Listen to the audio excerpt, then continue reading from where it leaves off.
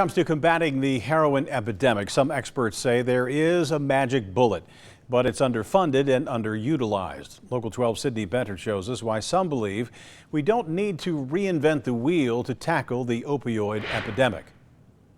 The coroner said there was heroin in her system. She went from the most loving child to someone I didn't recognize, and then I lost her. David Sheff, a best-selling author and father of a recovering addict, reads letters from parents who are in the same boat.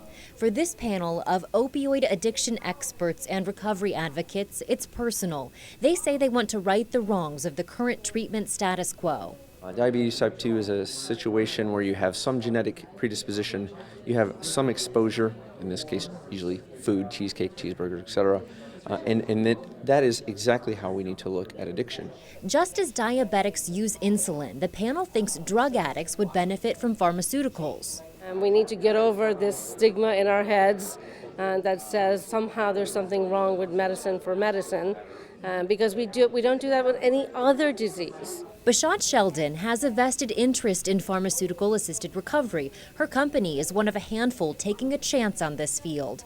People like Charlotte Wethington in the audience are glad the dialogue is changing. She lost her son Casey to addiction.